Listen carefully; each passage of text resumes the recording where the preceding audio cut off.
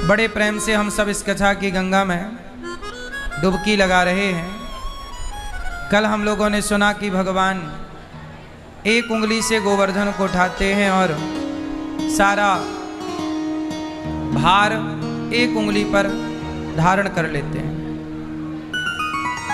जब भगवान गोवर्धन उठाते हैं तो भगवान की यह लीला भक्तों को ये कहना चाहती है कि भगवान कहते हैं कि यदि भक्तों पर कोई संकट आया और भक्तों के लिए मुझे पहाड़ भी उठाना पड़ा तो मैं भक्तों के लिए पर्वत भी उठाने को तैयार हूं, एक उंगली से।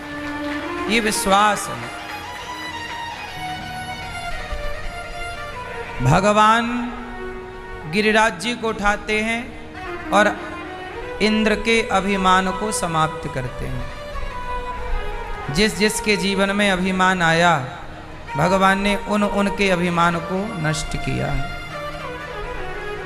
अभिमान सबसे बुरा है, इसलिए अभिमान इंद्र का ना चला, हमारा आपका क्या चलेगा। भगवान ने एक दिन गोपियों के कपड़े चुरा लिए। अच्छा, कुछ लोग कहते हैं कि भगवान कपड़े थोड़ी चुराएंगे। अच्छा ये बताओ, भगवान का अवतार क्यों होता है? इसलिए तो होता है कि हम समाज को सीख दे सकें, अच्छी शिक्षा दे सकें अच्छी। यदि भगवान आए और आपने सीखा ही नहीं अच्छा कुछ, तो आने का उद्देश्य क्या निकला? आप वृंदावन आए, कथा सुने, 7 दिन आपने समय दिया, पर आपने कुछ सीखा ही नहीं, तो फिर सुनने का मतलब क्या निकला? आप पढ़ने गए पर आप पढ़े ही नहीं, तो स्कूल जाने का, विद्यालय जाने का मतलब क्या निकला? हम जिस काम के लिए आए हैं वो काम करें। मैया आप कथा सुनने आए हो ना सब लोग, इसलिए शांति से कथा सुने। अब आप लोग समझिएगा भगवान का अवतार क्यों होता है? धर्म की स्थापना। और धर्म, कपड़े उतारना धर्म है कि कपड़े पहनना धर्म है? बोलो। गोपियां सारे कपड़े उतार के निर्वस्त्र होके नदी में नहा रही थी, यमुना जी में। गोपियां निर्वस्त्र होके यमुना जी में नहा रही। अब आप ही बताइए कि ये निर्वस्त्र होके नहाना गोपियों का ये धर्म था कि अधर्म था? बोलो। यदि भक्त के हाथ कोई अधर्म हो रहा है, बच्चा कुछ गलत करेगा तो उसका हाथ तो माँ ही पकड़ेगी ना। भक्त कुछ गलत करेगा तो भगवान ही तो पकड़ने आएंगे कि ये गलत है। तो जब गोपियों से अधर्म हुआ, वो निर्वस्त्र होके नहाई, तो भगवान आए और गोपियों के कपड़े चुरा के चले गए। कपड़े चुराना मतलब उन्हें सीख देना, शिक्षा देना, सबक देना कि ये अधर्म है। कपड़े उतार के पब्लिक प्लेस में आप नहा रहे हैं, बहुत अधर्म है, ऐसे ना करना दोबारा। फिर कपड़े लौटाए, तो कपड़े बाद में लौटाए। गोपियों को कहा कि आइंदा ऐसी गलती ना हो। इससे क्या हुआ? गोपियों को सदा सदा के लिए सीख मिल गई। ना चुराते तो गोपियां निर्वस्त्र होके तब नहाई थी, तो आज तक वो निर्वस्त्र होके नहाने की परंपरा चली आती। बोलो हाँ। तो हमारे समाज में कोई गलत परंपरा तैयार ना हो जाए, इसलिए भगवान उन गलत परंपराओं को मिटाने के लिए ये लीलाएं करते हैं। आप लोग कथा सुनते हो कि भगवान ने गोपियों के कपड़े चुराए, गोवर्धन उठाया, ये कथाएं सबको पता है, लेकिन इन कथाओं के पीछे मैसेज क्या है यदि वो पूछा जाए किसी से, तो वो मैसेज कोई नहीं जानता। अब आप ही बताओ, भगवान ने गोवर्धन उठाया, इसके पीछे क्या संकेत था, क्या शिक्षा है समाज के लिए? गोवर्धन उठा लिया, एक उंगली से सारे ब्रजवासी नीचे आ गए, तलहटी पे सबके प्राणों की रक्षा हुई, इंद्र का अभिमान टूटा, ये सब सही है, ये कथा है। पर मैसेज क्या है हमारे और आपके लिए? मैसेज ये है, आपने सीखा? समाज के लिए मैसेज है कि गोवर्धन को एक उंगली से उठाया भगवान ने। इसका मतलब है गोवर्धन क्या है?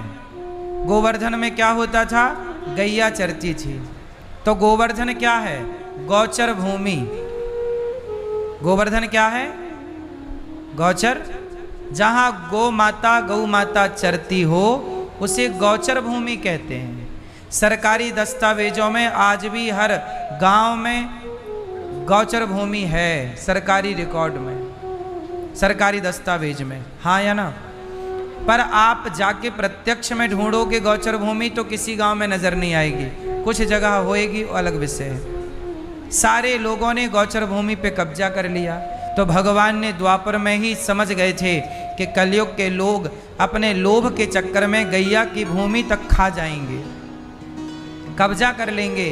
इसलिए भगवान ने गोवर्धन उठा के कहा कि जहाँ गैया चरती है कम से कम उस भूमि को तो अपने हाथ में उठा के रखना चाहिए भैया, उस पर कब्जा नहीं करना है। ये मैसेज है गौ माता। अच्छा, भगवान माखन चुराए, मटकी तोड़े, माखन चुराए। सबको पता है कि भगवान माखन चुराते हैं। बताओ, ये तो कथा है कि माखन चुराते, ग्वाल वालों के संग जाते, गोला बनाते, कंधे पे पांव रखते, छींके से मक्खन निकालते, खाते। ये तो हो गई कथा। अब इस कथा से सीख क्या है? यदि हमने सीख नहीं पाई तो आप ही बताइए कि उस कथा का अर्थ क्या निकला। हमने पढ़ाई तो इतनी की, आज हमारी शिक्षा ऐसी ही तो है, पढ़ तो सब रहे हैं, डिग्रियां सबके पास है, पर सीखा क्या? माँ बाप को प्रणाम करना तक आज के बच्चे नहीं सीख पाए, माँ बाप का सम्मान करना तक नहीं सीख पाए, और पढ़े लिखे हैं। तो वो डिग्री किस काम की जो डिग्री आपको सम्मान करना ना सिखाए, माँ बाप की इज्जत करना ना सिखाए, बड़ों का आदर करना ना सिखाए, तमीज ना सिखाए? उस शिक्षा का क्या करोगे आप? वो शिक्षा आपका ही भला नहीं कर सकती तो भला वो शिक्षा समाज का कितना भला करेगी? अब आप ही बताओ कि भगवान ने माखन चुराया, इससे आप लोगों ने क्या सीख पाई? मैया भैया बताएंगे हमारे पीले। भगवान ने माखन चुराया, पता है सबको, जितने बैठे हैं सबको पता है कि कन्हैया ने बचपन में माखन की चोरी की थी, कथा सबको याद है।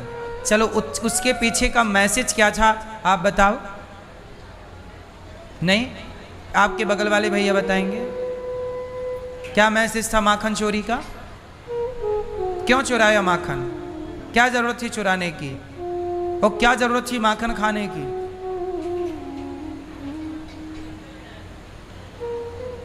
क्या कह रहे हैं?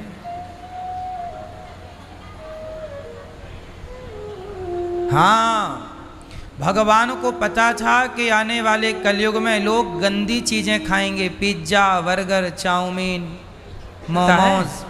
तो भगवान ने कहा कि भैया कि ना, तो भगवान से बड़ा कौन? तो भगवान से तो दुनिया सीखेगी कि जब भगवान मक्खन खाते तो भक्तों को भी मक्खन खाना चाहिए। लेकिन आप लोगों ने मक्खन खाना टोटली छोड़ दिया। आपने मोमोज खाना शुरू कर दिया। एक नई स्टडी आई है, अभी मैं परसों की न्यूज़ सुन रहा था, कल या परसों, बता रहे थे कि जलेबी और समोसा जो बाजार में मिलता है, अब जैसे सिगरेट पे लिखा जाता है ना, सिगरेट पीना स्वास्थ्य के लिए हानिकारक है, ऐसे आने वाले टाइम पे जलेबी और समोसा की दुकान में बाहर लिखा जाएगा कि जलेबी और समोसा खाना स्वास्थ्य के लिए हानिकारक है। क्योंकि इतनी गलत तरीके से इसमें मैदा है और तेल है कि जो आपके शरीर को एक रत्ती फायदा नहीं पहुंचा, लेकिन आपको खाना है।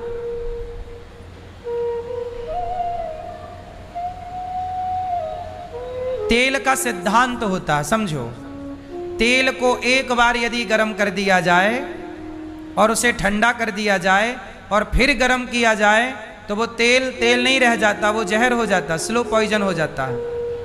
बोलो हाँ या ना? ये हम नहीं कह रहे, स्टडी कह रही है। अब वो तेल जिसमें समोसा बनता है, वो कल का तेल, कल भी समोसा उसी तेल में बना, उसी तेल में और तेल डाल के आज भी समोसा बना। ये हम नहीं कह रहे हैं, न्यूज की स्टडी बता रहे थे, बहुत सारे न्यूज में था, परसों कल परसों की न्यूज है ये।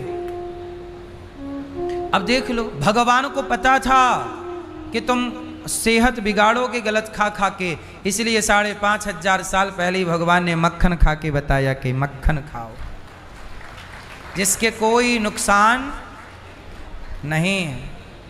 मक्खन रोटी खाओ। हाँ, आपने सुना होगा, हाथ से ले गयो माखन रोटी। भगवान राम भी मक्खन रोटी खाते थे। क्या रोटी खाते थे? आप खाओ मक्खन रोटी, मक्खन भरो रोटी में बढ़िया और मस्त खाओ ताजा मक्खन। हम तो मक्खन खाते हैं, आज भी हमने मक्खन खाया है, रोज खाते हैं। हम नहीं खाते पिज्जा। सोचिए, आज तक हमने मोमोज नहीं खाए, आज तक। मोमोज कैसा होता है बस देखा है, टीवियों में ऐसे होता, फोटो देखी है, ना तो उसे पास से देखा है ना कभी उसे खाया। सोचिए, इतने पिछड़े हैं हम। आप लोगों की आधुनिकता में हम सम्मिलित नहीं हो पाए। पिज्जा, बर्गर, इन सब की तो छोड़ ही दो। इसलिए आपसे ज़्यादा काम कर पाते हैं और हमें गोलियां खाने की, टैबलेट खाने की ज़रूरत नहीं पड़ती। कोई भी दवाई हम नहीं खाते, हम खाने को ही दवाई की तरह खाते हैं। हम भोजन को ही, बोलो, जो व्यक्ति भोजन को दवाई की तरह ग्रहण करेगा उसे दवाई खानी ही नहीं पड़ेगी। आप लोग गलत खान पान से सेहत बिगाड़ लेते हैं, फिर करोड़ों रुपया लगा के सेहत सुधरवाने जाते हैं। तो भगवान ने माखन चुराया तो मैसेज था, कपड़े चुराए तो मैसेज था, गिरिराज जी उठाए तो मैसेज था। अब आप कथाएं तो सुन लेते हैं, पीछे का सिद्धांत नहीं समझते, सीख नहीं लेते।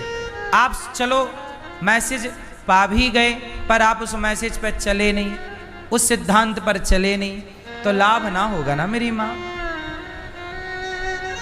चलना पड़ेगा। आज क्या हुआ कि भगवान ने एक सिद्धांत और दिया। क्या?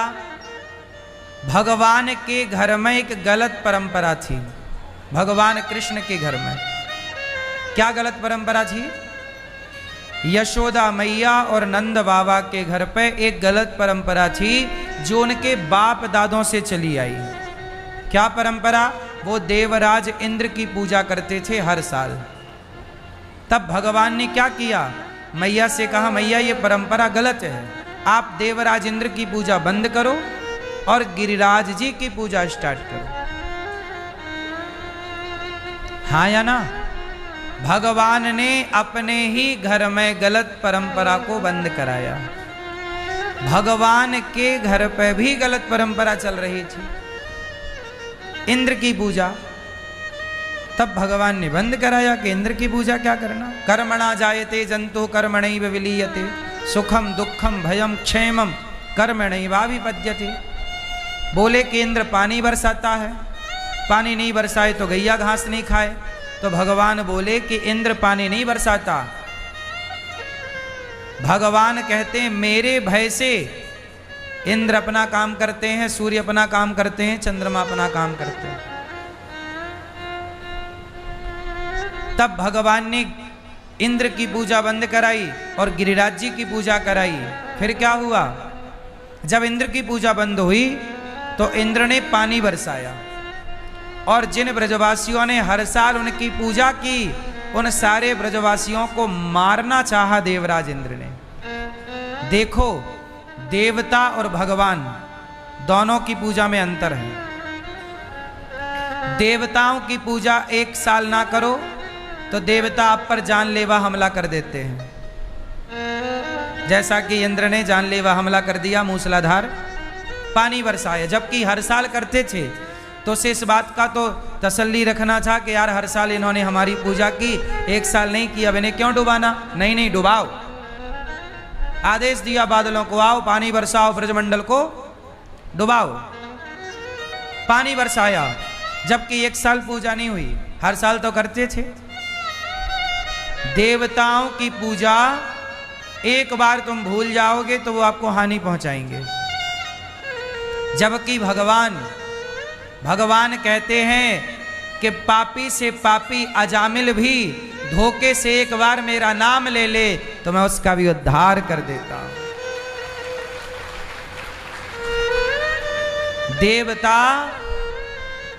देवता अपनी पूजा ना होने से नाराज हो जाते हैं, वो गलत फल दे सकते हैं, पर भगवान कभी अपने भक्तों को गलत परिणाम।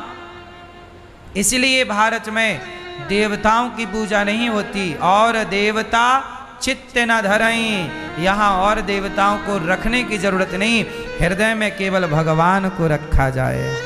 देवता अलग हैं और भगवान, आप समझ रहे हैं बात को कि नहीं? देवता अलग हैं। देवता कौन है? देवताओं के राजा हैं इंद्र। देवता हैं इंद्र, वरुण देवता, अग्नि देवता, जल देवता इत्यादि। परंतु भगवान है। देवता कौन है? जैसे प्रधानमंत्री और सरपंच,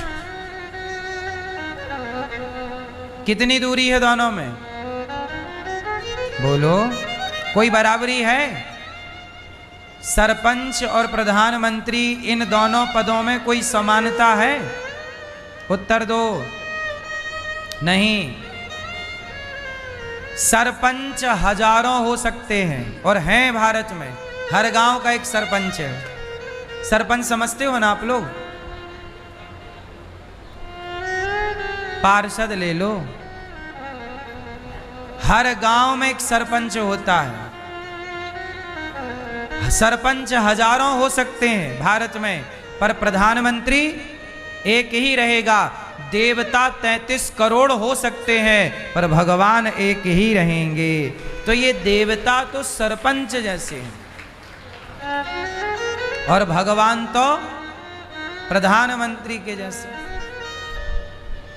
सरपंच से लड़ाई हो गई तो सरपंच ने तुम्हारी गली का पानी काट दिया।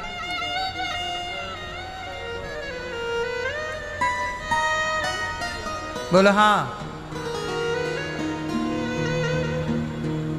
तो सरपंच गुस्सा हो सकता है, पर प्रधानमंत्री जी को कितने लोग गालियां रोज देते हैं, वो किस पर अपना गुस्सा निकालते हैं? बोलो हाँ कि ना? किसके घर का बिजली पानी बंद करने आते हैं? बोलो हाँ। जो दिन रात प्रधानमंत्री को गाली देते हैं उनको भी बिजली पानी मिल रहा है। तो कहने का अर्थ ये है कि देवताओं की पूजा, इसलिए हमारे यहां देवताओं के मंदिर नहीं है। भारत में किसके मंदिर हैं? भगवान के। इसलिए कहता हूं भगवान की आराधना करिए। अकामः सर्व कामो वा मोक्ष कामा उदारधि तीव्रेण भक्ति योगेन यजेत पुरुषम परम। किसी की उपासना करोगे तो देवताओं के पास एक पावर है। यदि आपने इसकी कामना के लिए इस देवता की पूजा की तो वो देवता केवल वही फल दे सकता है, पर भगवान तो सब कुछ देने की सामर्थ्य रखते हैं।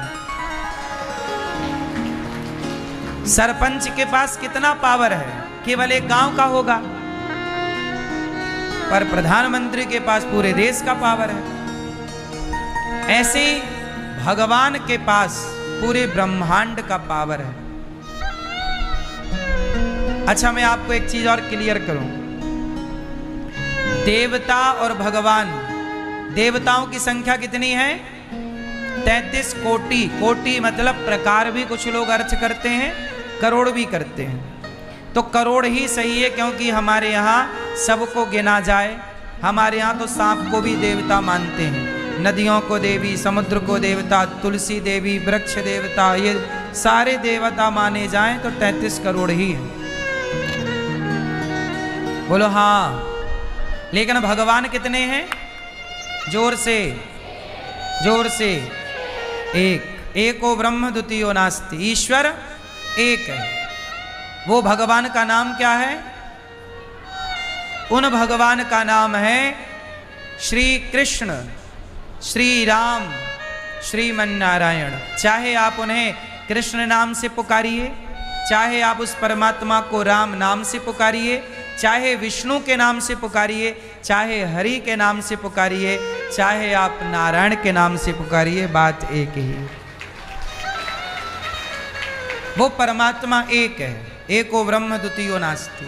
लेकिन एक बात यहां और समझने की है कि भगवान एक है, पर भगवान के अंग 5 हैं। आप जरा यहां और थोड़ा सा क्लियर कर लो, बात पूरी समझ में आने। ज्ञान होए तो पूरा होए, ना होए तो ना होए। तो पूरे ज्ञान की ओर चलते हैं। भगवान एक हैं, फिर से बोल दो एक बार, ईश्वर। लेकिन उस ईश्वर के अंग 5 हैं। बात समझ में आई? जैसे आपके 2 हाथ, ये आपके ही 2 हाथ हैं, आपका अंग। आपकी आंख आपका ही अंग है, आपका हाथ आपका अंग है, आपका पांव आपका अंग है। बोलो हाँ। एक शरीर में अनेक अंग होते हैं। बोलो हाँ कि ना? पूछता ना किस अंग में दर्द है, डॉक्टर पूछता है किस अंग में दर्द है, तो अंग बताओ कि इस अंग में कि इस अंग में, लेफ्ट में कि राइट में, ऊपर के नीचे। शरीर एक है, लेकिन एक ही शरीर में आपके अंग बहुत सारे हैं। बोलो हाँ। उसी तरह भगवान के 5 अंग हैं। अब आपको ध्यान से सुनाता हूं कौन। ईश्वर के 5 अंग कौन हैं? ईश्वर का एक अंग है भगवान नारायण, का ही एक अंग है भगवान विष्णु। फिर से बोल दो, भगवान नारायण का एक अंग क्या? विष्णु। दूसरा अंग भगवान शंकर, भगवान विष्णु, भगवान। तीसरा अंग गणपति, गणपति बप्पा। चौथा अंग शक्ति, बिना शक्ति के काम नहीं होता, शक्ति मतलब दुर्गा। पांचवा अंग सूर्य, इसलिए सूर्य में भी नारायण शब्द जुड़ा, सूर्य नारायण। सूर्य और चंद्रमा ये भगवान की आंख है। तो कितने हो गए? 5। पांचों के नाम हमें जरा याद कराओ। मुंह बंद करके नहीं, खोलो। भगवान विष्णु, बोलो भगवान, जोर से। भगवान विष्णु, भगवान शंकर। तीसरा गणपति। चौथे दुर्गा। 5वें सूर्य नारायण। इन 5 की उपासना सनातन संस्कृति में होती है। यदि आप भगवान विष्णु, भगवान राम, भगवान कृष्ण, नारायण, जगन्नाथ जी, बिहारी जी, राधा रमण जी, राधा वल्लभ जी, द्वारिकाधीश जी, विठलनाथ जी, बद्रीनाथ जी, ये सब एक हो गए। एक नारायण मतलब ये सब एक।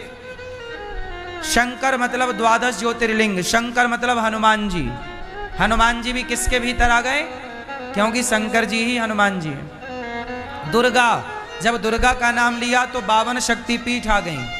केला माता, काली माता, भद्रकाली माता, सारी माता आ गई। बोलो हाँ।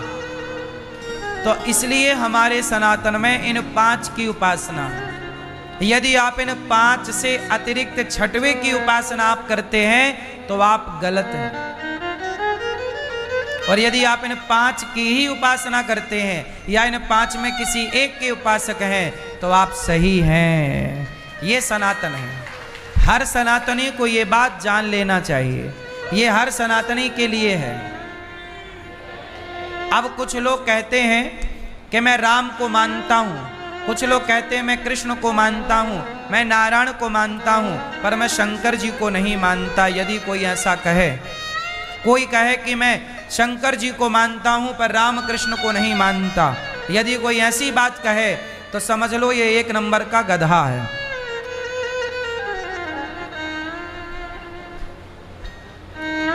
एक नंबर का क्या है?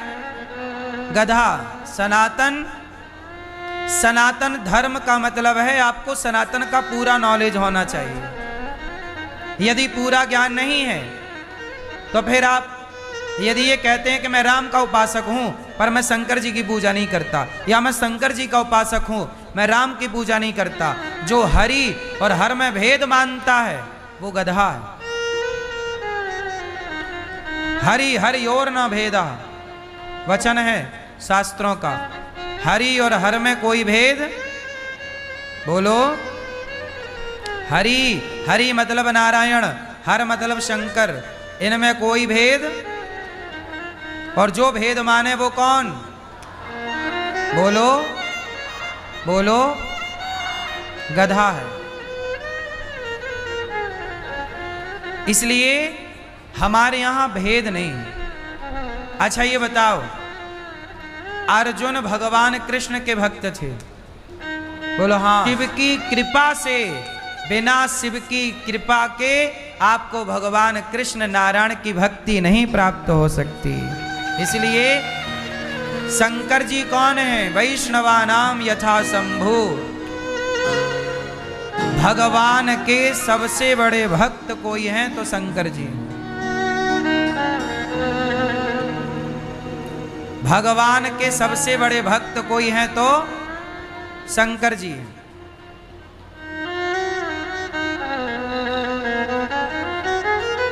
शंकर जी अपने माथे पे कैसा तिलक लगाते हैं? आड़ा, ऐसे त्रिपुंड। क्यों लगाते हैं? शंकर जी का तिलक ऐसे आड़ा है, जबकि भगवान नारायण का तिलक सीधा है। बोलो क्यों? अब बताओ कि आड़ा कौन है और सीधा कौन है? शंकर जी आड़े बैठते हैं कि सीधे? जोर से जोर से जोर से। शंकर जी कैलाश में सीधे बैठते हैं और क्षीर सागर पे भगवान नारायण आड़े बैठते हैं, लेटे। तो जो शंकर जी तिलक लगाते हैं माथे पर, वो तिलक क्या है? लेटे हुए नारायण की ही छवि अपने माथे पे लगाते हैं। ये नारायण। और भगवान नारायण के माथे पर जो तिलक है वो शंकर जी बैठे हैं सीधे, तो मानो शंकर जी को ही अपने माथे पे नारायण धारण करते हैं। हरि हरि और न भेदा। इसलिए शंकर जी का तिलक टेढ़ा है, त्रिपुंड, क्योंकि वो टेढ़ा नारायण भगवान लेटे ना, तो पूरा भगवान नारायण का स्वरूप है और शंकर जी खड़े हैं, बैठे हैं सीधा। तो ये छवि माथे पर।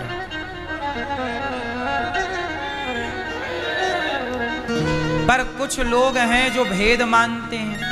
अच्छा भेद क्यों मानते हैं? क्योंकि गधे हैं, और इन गधों को आप कैसे समझाओ? इसलिए तनिक भी भेद मानना पाप है। को बड़ छोट कहत अपराध, जो छोटा बड़ा माने वो अपराध। इसलिए सच्चा सनातनी वही है, सच्चा हिंदू वही है कि जो राम कृष्ण नारायण शिव जी दुर्गा और सूर्य और गणेश जी में अपनी आस्था रखे, सबके प्रति आस्था हो सब में। क्योंकि हमारे यहाँ कोई भी शुभ काम होगा तो पहली उपासना गणेश जी की होगी। अब आप कहो जी मैं गणेश जी को नहीं मानता, तो तुम गधे हो।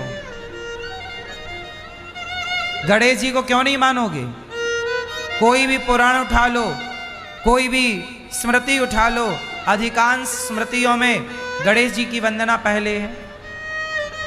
सूरदास जी कृष्ण के भक्त हैं। बोलो सूरदास जी किसके भक्त हैं? लेकिन सूरदास जी भक्त कृष्ण के। अब सूरदास जी जबकि कृष्ण के भक्त हैं, पर स्तुति किसकी कर रहे हैं? गाइए गणपति जगवंदन शंकर सुवन, तो गाइए।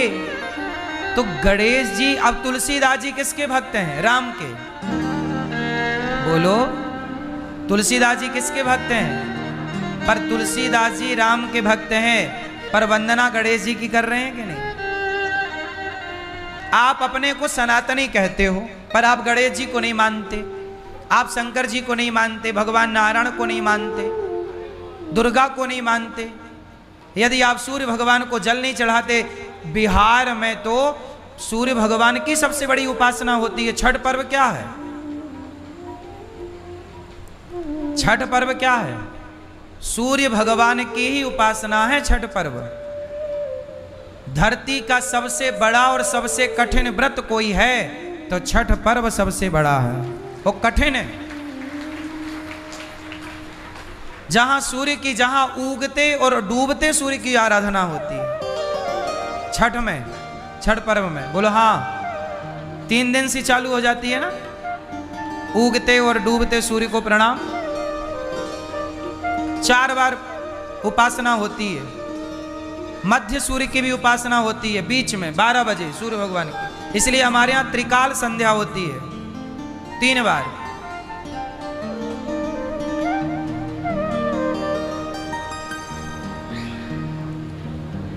इसलिए हम नमाज करता है, तुम 3 बार संध्या, 3 बार ईश्वर की आराधना क्यों नहीं करते?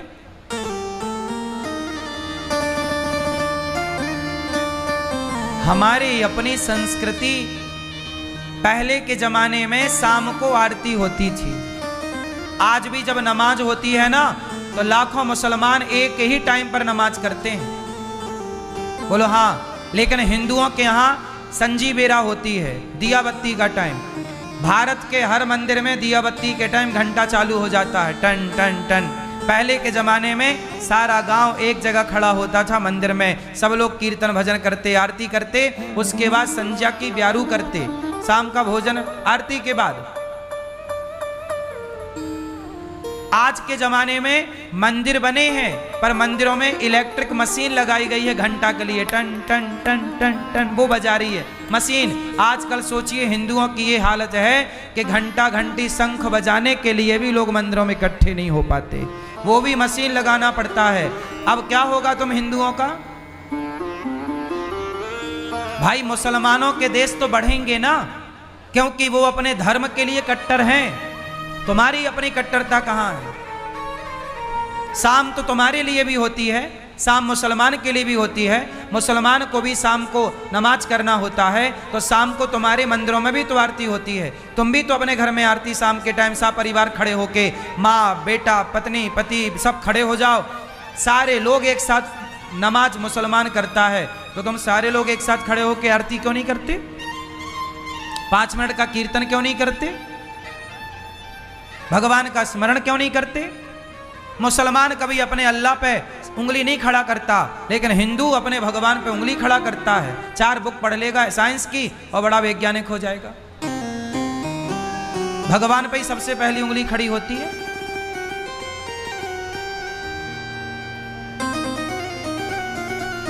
मातृदेवो भव पितृदेवो भव का पाठ याद है? कैसे तुम्हारा कल्याण होगा भाई? ईसाई लोग आज भी हर संडे चर्च जाते हैं, पर तुम्हारा कोई दिन फिक्स नहीं है कि कब तुम जाओगे मंदिर, जाओगे भी कि नहीं जाओगे। संडे तुम्हारी आती है तो तुम पार्क में घूमने जाते हो। तुम्हारी कट्टरता धर्म के लिए नहीं है,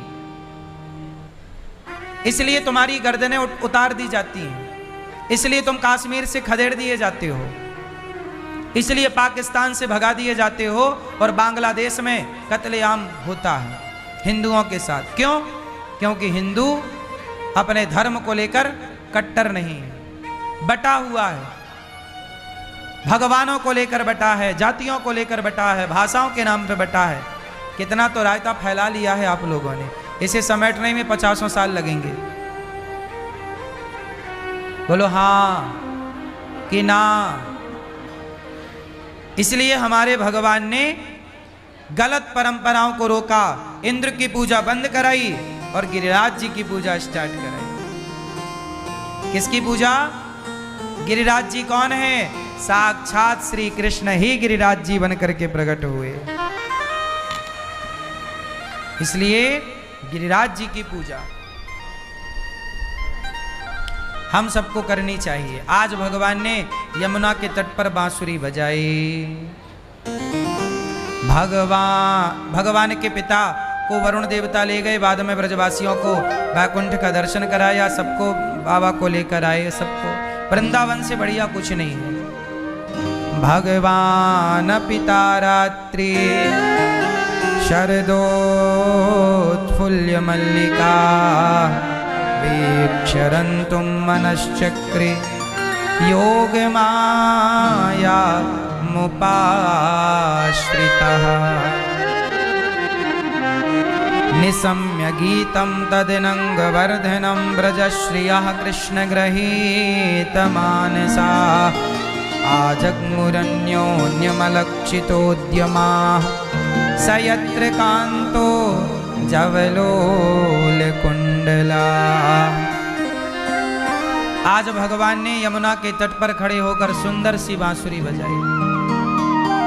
बांसुरी, गजब की बांसुरी बजती है वृंदावन बसैया की। करूं तारीफ मुरली की या मुरली के बजैया की। जहां चलता ना काम तीर और कमानों से, वहां बातें होती मुरली की तानों से।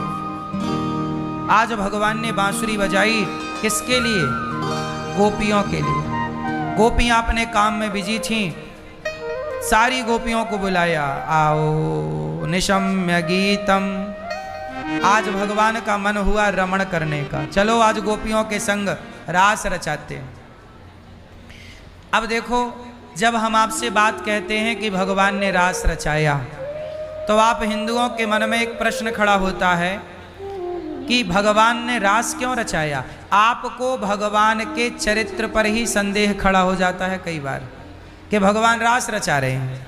अच्छा ये बताओ, भगवान रास रचा रहे हैं, उस रास में हुआ क्या था? हमारे दिमाग में बॉलीवुड ने एक जहर घोल दिया कि तुम करो तो रासलीला, हम करें तो कैरेक्टर ढीला। बॉलीवुड ने बड़ी सफाई से रासलीला को कहाँ से जोड़ दिया? कैरेक्टर ढीला। तुम करो तो रासलीला, हम करें तो कैरेक्टर ढीला। सीधा रासलीला को कैरेक्टर ढीला से जोड़ के रासलीला को बदनाम कर दिया। अब जो भी लड़के रासलीला की बात सुनते हैं, लड़कियां, तो उनका दिमाग रासलीला का नाम सुनते ही गलत दिशा में चला जाता है। वो गलत सोचने लगते हैं कि रासलीला मतलब गलत व्यवहार, गलत संबंध। क्योंकि ये जहर बॉलीवुड ने भर दिया। अब जहर तो भरना आसान था, अब वो जहर निकालने के लिए हम लोग बैठे हैं।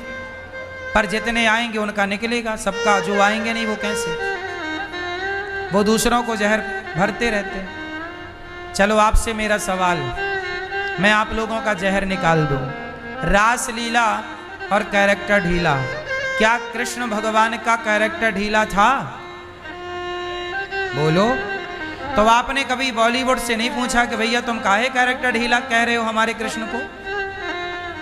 बॉलीवुड तो कह रहा कि तुम करो तो रासलीला, मतलब रासलीला को कैरेक्टर ढीला। तो रासलीला जब हुई राधा रानी के संग, सखियों के संग, तो वो क्या था? जिस समय रास लीला हुई उस समय कृष्ण की उम्र क्या थी? चलो बताओ। 8 वर्ष। कृष्ण कितने साल के थे? क्योंकि 10.5 साल में तो भगवान वृंदावन छोड़ के मथुरा चले गए कंस को मारने।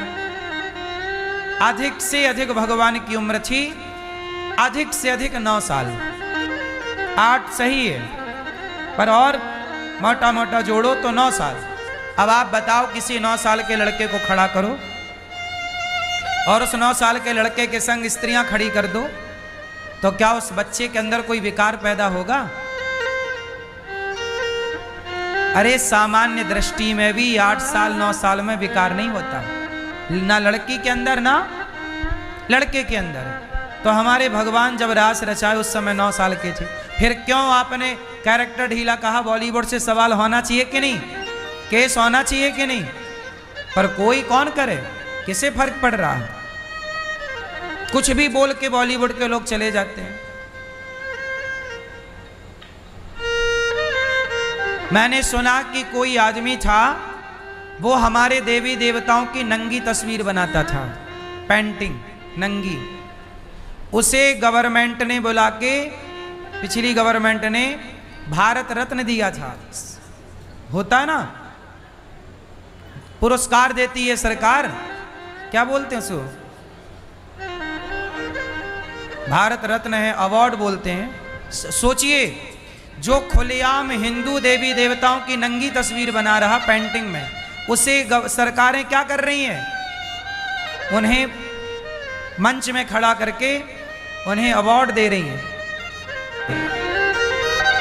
कर लेना पता। अब सोच, अब मैं उसका नाम क्या बताऊं आपको? सोचिए, ऐसे ऐसे लोगों को यहां अवार्ड मिलते हैं, ये भारत की धरोहर बन जाते हैं जो नंगी तस्वीर बना रहे हैं। हमारे यहां एक सुपर डुपर स्टार है, उसने सारे कपड़े उतार के, मर्द है, लड़का है, उसने निर्वस्त्र होके, नंगे होके उसने फोटो खिंचवाई आज के सभ्य समाज में। और उसे आप लोग, ये लड़के लोग उसे अपना आइकॉन मानते हैं कि भाई ये सुपर डुपर स्टार हीरो है।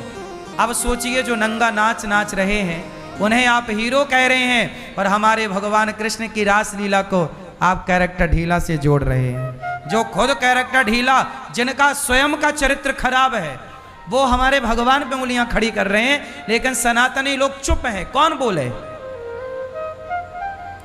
अनिरुद्धाचार्य के मुंह से कुछ धोखे से गलत निकल जाए तो लाख ठेकेदार खड़े हो जाएंगे मुझे गाली देने के लिए।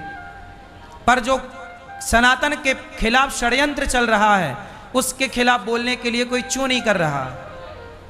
पर मैं कुछ गलती करूं, मेरे मुंह से कुछ अपशब्द निकल जाए, लाख लोग गाली, अरे ठेकेदार बन जाएंगे, अरे अनिरुद्धाचार्य ने ऐसा क्यों कहा।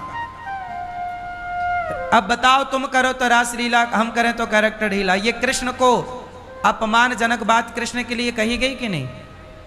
बोलो हाँ। कोई ऑब्जेक्शन है किसी का? सबने इसे सहर्ष स्वीकार कर लिया। इससे क्या हुआ? नौजवान लड़का लड़कियों के अंदर भगवान कृष्ण की छवि धूमिल हो गई। उनकी आस्थाएं तो थी ही नहीं, और आस्थाएं खराब हो गई। आस्था जगाने में बड़ा टाइम लगता है, और बिगाड़ने में एक दिन में आप बिगाड़ लो जो बिगाड़ना है, बिगड़ जाएगा। सनातन धर्म को समझे ही नहीं लोग, लोग समझते ही नहीं, लोग समझना ही नहीं चाहते। अच्छा, नारद जी को कामदेव ने हरा दिया। एक बार नारद जी का भी मन हो गया था ना ब्याह करने का, फिर वो बंदर बने थे। राम कथा जब हम आपको सुनाते हैं तो ये कथा विस्तार से आपको सुनाते हैं। तो नारद जी को भी काम ने परेशान कर लिया, उनको भी विश्वमोहिनी नाम की कन्या से विवाह करने का मन हो गया था। बंदर बना दिया भगवान ने। बाद में फिर भगवान को नारद जी ने श्राप दिया कि आपने हमें बंदर क्यों बनाया? जैसे हम स्त्री के वियोग में तड़प रहे हैं, आपको भी स्त्री के वियोग में तड़पना पड़ेगा। आपने हमें बंदर बनाया, आपको भी बंदर भालुओं की सहायता लेनी पड़ेगी। तो नारद जी के श्राप के कारण एक बार भगवान नारायण को राम बन करके आना पड़ा, क्योंकि नारद जी ने श्राप दे दिया था। ये कथा है, पर यह कथा विस्तार से सुनाएंगे तो बहुत बड़ी है, पर आपको अभी हम जो समझाना चाह रहे हैं वो आप समझो। नारद जी को भी काम ने एक बार हरा दिया, तो काम देवता बोले मैं जीत गया, नारद जी हार गए। अच्छा, कामदेव ने एक बार शंकर जी को भी हरा दिया। किसे हरा दिया? बात कुछ ऐसी है कि एक दिन क्या हुआ कि शंकर जी बोले भगवान नारायण से कि प्रभु मैंने आपके सारे अवतार देखे हैं, एक अवतार देखना भूल गया, जरा आप दर्शन दो। कौन सा? बोले मोहिनी। जब आप स्त्री बने मोहिनी अवतार, तो आपका मैं दर्शन नहीं कर पाया। तो गोपियां जब भगवान के रास में सम्मिलित हुई तो उनका स्थूल ये शरीर तो वही था, पर जो उनका सूक्ष्म शरीर जिससे सपना देखा जाता है वो शरीर आया, और उस शरीर के संग रास रचाया गया। ये शरीर था ही नहीं। अब ये बताओ, उस शरीर के संग इसलिए छोड़ना है तो तन से कुछ ना छोड़ना, मन से छोड़ना सब कुछ। बेटा बेटी परिवार पैसा किससे छोड़ना? मन से। आप लोग शरीर से छोड़ने की बात समझते हो। जब हम कहते हैं छोड़ो तो तन से नहीं छोड़ना, परिवार के संग रहना पड़ेगा। बेटा दिया परमात्मा ने तो उसको पढ़ा लिखा के योग्य बनाना हर माँ बाप का फर्ज है, तो छोड़ो मत। शरीर से तो पुत्र का धर्म निभाओ, पिता का धर्म निभाओ, पत्नी का धर्म निभाओ, माँ का धर्म निभाओ, पर मन सदा भगवान में। छोड़ना है तो मन से। अच्छा ये बताओ, मन से छोड़ना और तन से छोड़ना, चलो ध्यान दो। यहां सब लोग यहां ध्यान दो शांति से। मैंने इसे किससे पकड़ा है? जोर से, तन से, शरीर से। मैंने इस पुष्प को किससे पकड़ा? शरीर से। अब मैंने इसे छोड़ दिया, पर छोड़ देने के बाद अब मैं क्या, अरे मेरा गुलाब कहाँ चला गया, मेरा गुलाब कहाँ चला गया, मेरा गुलाब भैया, मेरा गुलाब चला गया। इसका मतलब ये हुआ कि आपने तन से तो छोड़ दिया, पर मन से तो रो उसी के लिए रहे हो। जबकि होना क्या चाहिए कि आप तन से पकड़े भी रहो, पर मन तनिक भी इस तरफ ना जाए, मन सदा भगवान में लगा रहे। ये त्याग है। जैसे आप कहते हो, एक आदमी मेरे पास आया, बोले गुरुजी मैंने अपनी पत्नी परिवार सब छोड़ दिया, अब मैं आपके पास आया हूं, भजन करूंगा। हमने कहा अच्छे आ गए, करो भजन। अब मैंने बोला बोलो श्रीमन नारायण, तो बोला गुरुजी ये बताओ हमारी पत्नी को हमारी याद नहीं आती होगी? फिर हमने कहा अब बोलो श्रीमन नारायण। बोला गुरुजी हमारे बच्चे बहुत छोटे छोटे हैं। अब ये बताओ, ये क्या बोल रहा है कि मैंने सब छोड़ दिया, पर बात किसकी कर रहा है? उसी की जिसको छोड़ा है। अब बताओ इसने छोड़ा कि नहीं छोड़ा? इसने तन से तो छोड़ दिया, छोड़ छाड़ के आ गया वृंदावन, पर मन से रत्ती भर नहीं छूटा। और जबकि छोड़ना किसका नाम है? तन के छोड़ने से कुछ ना होगा, मन के छोड़ने से सब होगा। इसलिए रहो सबके बीच में, रहो सबके साथ, पर पकड़ के नहीं, छोड़ के रहो। समझ में आई? तो गोपियां अपने शरीर से नहीं गई रास में, अपने उस शरीर से गई जिसे सूक्ष्म शरीर कहते हैं। एक स्थूल शरीर होता है, एक सूक्ष्म शरीर होता है, एक कारण शरीर होता है। बोलो हाँ। तो गोपियां कौन है? भक्त हैं। मैं कब गोपी बनूंगा? मेरे भीतर गोपियों की तरह भक्ति कब आएगी? गोपियों की तरह त्याग कब आएगा? गोपियों की तरह प्रेम कब जागेगा? अरे गोपी बनना इतना भी तो सरल नहीं है ना मेरी माँ।